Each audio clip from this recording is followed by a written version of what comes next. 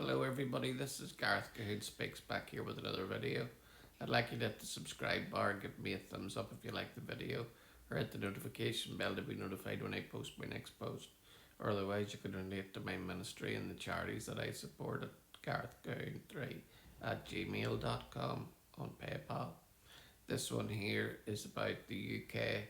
Chief Rabbi urges government to expel Iranian ambassador after call for citizens to become martyrs.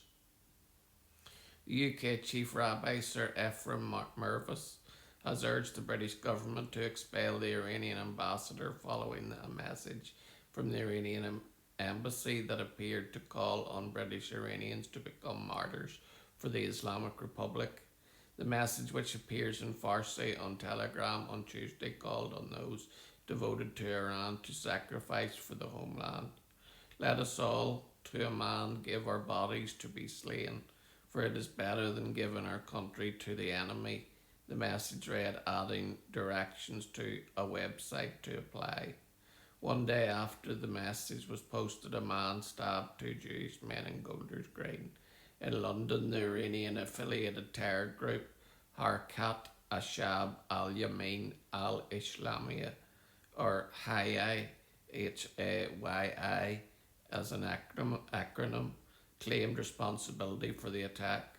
We are wondering how it is possible on Tuesday that just 3 days ago the Iranian embassy here in the UK called on Iranians in the UK, be loyal to your country, go out and even put your lives on the line in order to act on behalf of Iran. It is basically a call for martyrdom. Rabbi Murphy said one day later, we see somebody trying to knife as many people to death because they are Jews in Golders Green. This follows an incident where the ambulances were also burnt too. Following reports about the message, UK Middle East Minister Hamish Falconer summoned Iranian Ambassador Saeed Ali, and the Metropolitan Police said it was investigating the post, but the government has not yet expelled the ambassador. Mervis noted that Australia expelled its Iranian ambassador and the Lebanon attempted to do so the same. How is Australia the Iranian ambassador has been expelled? That in Lebanon, of all places, the Iranian ambassador has been expelled. Why is the Iranian ambassador still here? Mervis asked. He also warned of state-sponsored terrorist activity in this country. Why isn't there a more serious look at the threat, not just for Jews, the threat from Iran within our society and to our whole society? Mervis added, we need a national emergency and we must give far more seriousness to the situation at this time. In response to the appeal, Member of Parliament Alex Davies-Jones said it is important to maintain diplomatic relations with Iran. Of course it is not. This is important that we get this right, that we are keeping those channels open, that we are keeping diplomatic channels open with the Iranian ambassador, particularly at a time when there is war taking place in Iran. She said, adding that the Foreign Office had summoned the ambassador to discuss those comments to see what more can be done working together. In May 2025, British police foiled a planned attack against the Israeli embassy in London, arresting 8 suspects, including 7 Iranian nationals. Also last May, 5 suspects, including 4 Iranian nationals, were arrested by British police on suspicion of preparing separatist terrorist attacks.